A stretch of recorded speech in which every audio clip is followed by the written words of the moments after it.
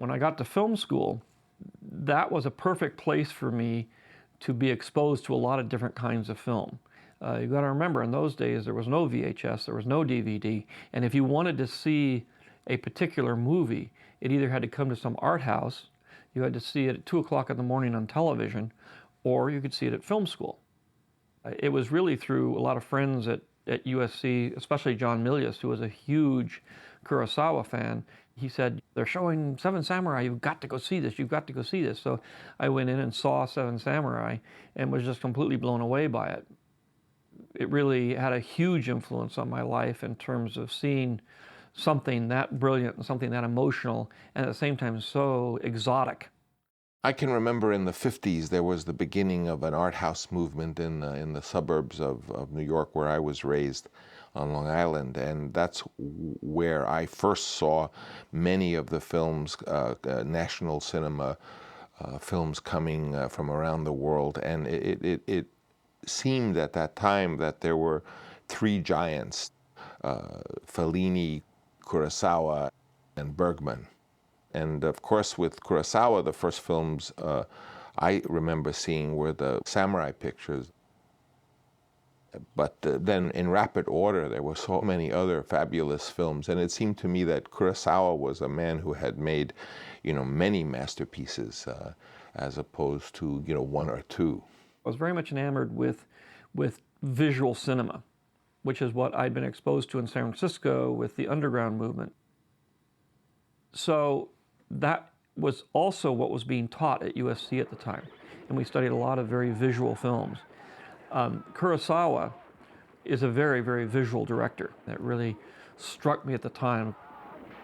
The kind of violence was depicted in almost a poetic, surprising way that seemed to stem from those moments which startled you with violence, and yet it went beyond just being gruesome, but being stunning and dramatic and embody the moment that was supposed to be expressed. And that became a style really, I would say, originating from Kurosawa through certainly Peckinpah, but Bonnie and Clyde, my own film, The Godfather. I think you could trace a line backwards from The Godfather to Bonnie and Clyde to Kurosawa.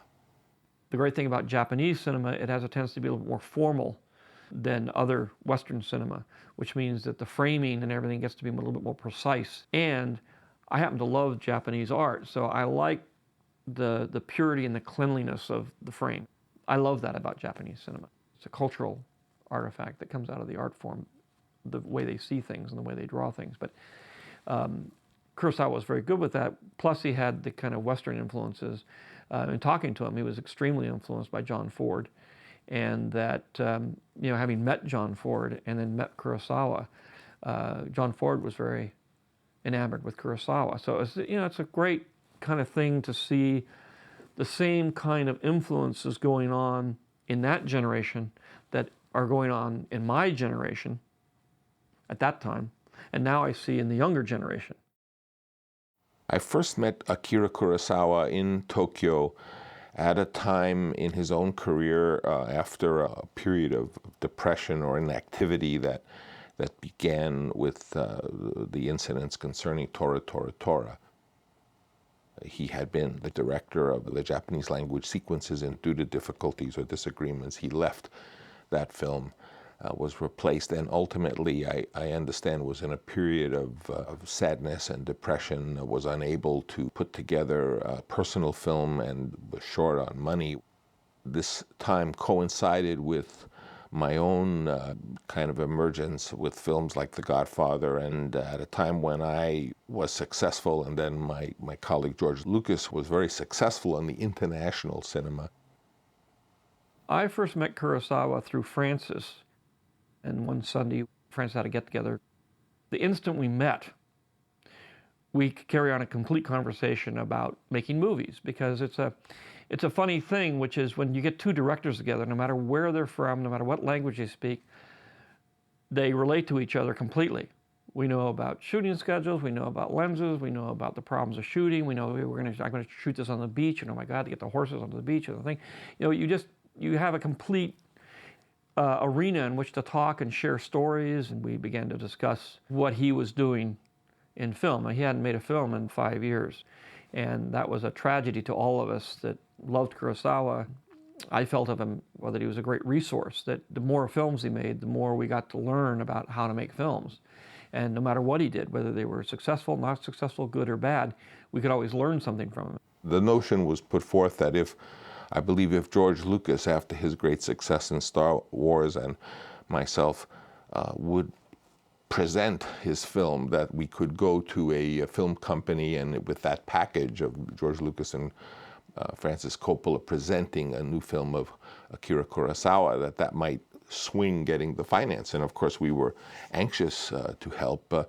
This had happened to me before, really, in the early days of Zoetrope, when we tried to gain financing for Orson Welles, who was in a similar situation 10 years before, of wanting to make a film and not being trusted by the studios. And in that case, we tried to support Orson Welles to make a new film. And of course, we didn't have any prestige really at that time. But 10 or 15 years later, 12 years later, we did. And the same notion came up in regard to Mr. Kurosawa. And we said, yes, of course, we would like to. And the film was Kagemusha. And no doubt, now that as I think, Fox was the company that had done Star Wars. And so it probably was George who was the instrumental one in just saying, hey, do the Kurosawa film, because at that point Star Wars had saved and had greatly embellished Fox's prestige. And I think anything George would have said to them, they would have done. When 20th Century Fox came into the production, he had already prepared it. He was all ready to go. And Toho was short $1.5 million or something like that. They weren't going to go unless they could come up with this money. They couldn't sell the foreign rights because nobody bought Japanese films. And so it was really a way of just saying, look, let's get this film made, give Toho the money they need to finish it. And 20th Century Fox obviously did it. They didn't expect to make any money out of it. They did it as a favor to me. And basically, when it happened between Al Nat Jr. and myself. I simply said, I need a favor. Sort of the Godfather. Do this for me. I need it. And he said, okay, I'll do it. During the period of what we call development hell, which is where you sit there and wait for your movie to get a go-ahead, but it never does, I think to keep himself sane, he basically storyboarded the whole movie and did paintings and to keep himself calm in all the indecisions that were going on. He was very kind and very gracious with us, very generous with us. He gave each of us some of the beautiful watercolor pictures that he had made, which we both treasure to this moment. Because all of the uniforms and the banners and the attire was all there in these paintings, and I have quite a few of them, maybe a dozen in total, and they were figures in armor or other characters. Clearly he was extremely adept at this. I mean, his painting just seemed so sure how he could indicate a little cauldron of coals and a fire with a couple of simple lines. So he was a master in that form.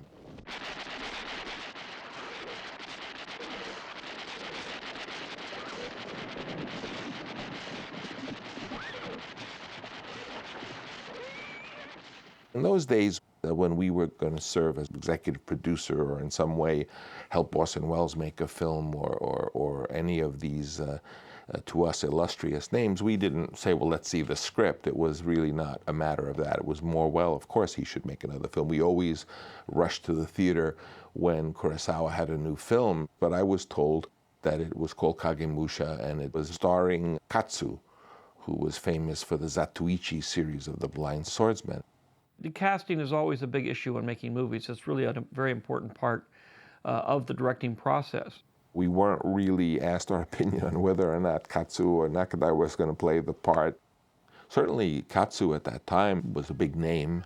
People were really looking forward, anticipating a collaboration with Katsu and Mr. Kurosawa. And of course I was then told that there was a big falling out and that Katsu, who was perfect casting for that part, was not going to play the part because the maestro had gotten angry at him.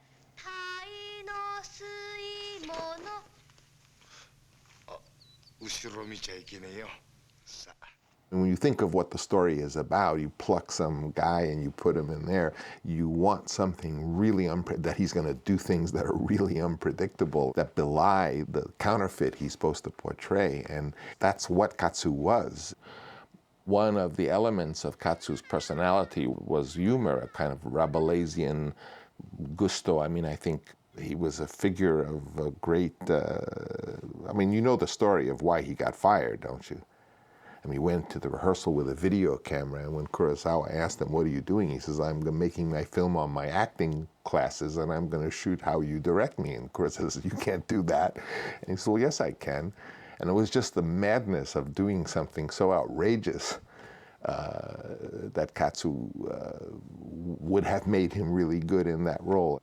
Nakadai was a very classical actor, and he did what Kurosawa wanted, which was to be totally under Kurosawa's control, whereas Katsu would never have been under Kurosawa's control, and that's what the role, I think, needed. So my view is colored, and maybe unfairly. You know, I like the movie quite a bit, and it's hard to say what would have happened if a different actor had played that role, and what he would have brought to it in terms of what it actually turned out. 信玄春信ではない。その影帽子、影武者じゃ。お戯れを。There's always a revelation that happens when you watch another director shoot. I really did want to spend a fair amount of time with him to learn as much as I could, because that was my golden opportunity. I like to shoot with a lot of cameras. Kurosawa shoots with a lot of cameras. So for me, I was very interested in how he was managing many cameras. And I was watching a lot of it. I was watching the battle scenes, which everybody uses a lot of cameras. But how he placed them, the lenses he used, and how he staged things was very interesting to me. But he would even do some of the quieter scenes with multiple cameras. And he was very good at that.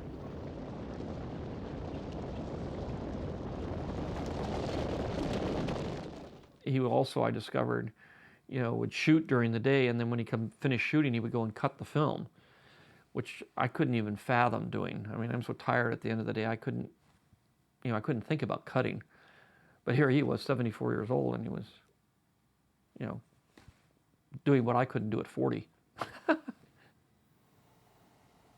We were out in some area of, I think it was Hokkaido, in the north, and there were a large number of horsemen, and they were to go from left to right, and they did it several times. And the big moment that day was that Nakadai fell off the horse, and everyone was concerned whether he was hurt. And I think they stopped shooting until they could figure out if he had broken any bones or not, and then they continued to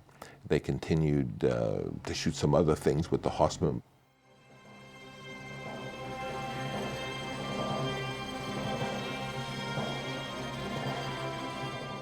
Kurosawa had planned it very carefully, and they were now executing the plan. He would use the storyboards as an inspiration. Sometimes he would do it pretty much exactly, and a lot of times he would just use that as an inspiration to go to the next level in the way he was shooting it. The big difference that came out of Kagemusha on, that he had explored a little bit earlier, was the use of color, which he had. Most of his films, early films, were black and white. So it was, you know, a much more austere and simplistic way of looking at the image. You add the dimension of color, and I think in the end, especially with Kagemusha, he was able to really revel in the fact that he had this element to work with. And I think the color is beautiful in Kagemusha. I mean, there's shots of messengers running through stairs and things that are just poetry in terms of a visual way of looking at things. There's things of in rooms with the snow out the window, and it's just so pristine and beautiful. They're images that sear themselves into your mind.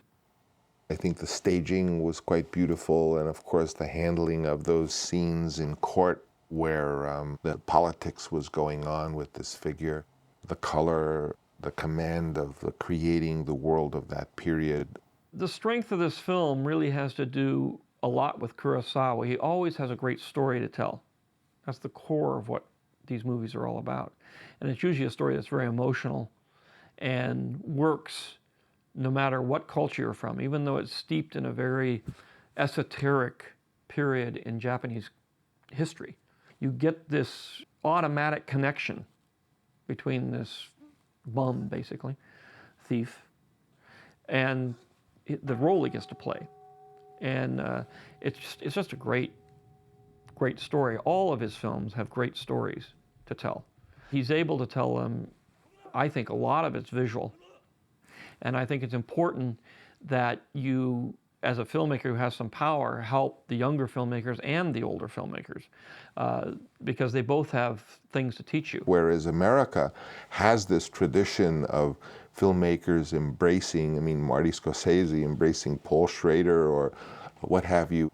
We really believe there was this tradition of getting newer directors or older directors to be given the opportunity, wherever talent was, to try to point to it and make it and help it facilitate its progress. There's, always a number of these, icons of cinema that can't get work and that still want to make a movie.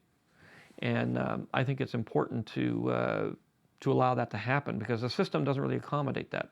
It's very narrow, and they're very reluctant to let young people in, and they're very quick to drop people who seem to have gone past the chic of the day.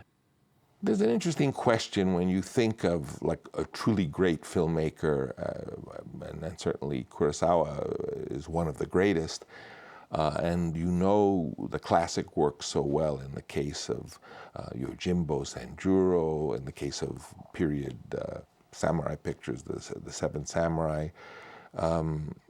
You look at the newer work, which is the work more contemporary, or you might have been there when they were making it. And there's always this feeling, and I think it's a phenomenon of time. It's like looking at old photographs in your family, and the old photographs from the 50s have so much depth and luster and magic, and yet it's the same photograph that when it was contemporary. I think, of course, the work of a master like that, the great work that brought him to the fore, just are the classics. And the newer work, unless it's like totally some groundbreaking work, tend to always seem like, well, the great person is doing it again and it's wonderful and it's great, but it's not at the level of those classics. I think we all suffer from that.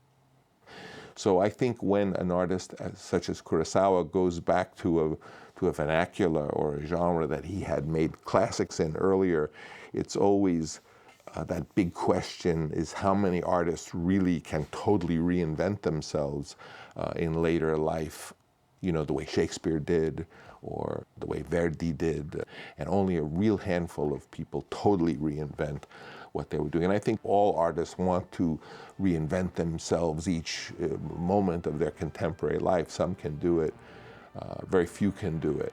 Whether or not Kurosawa really did it, it's a wonderful film, and maybe perspective could truly answer that question.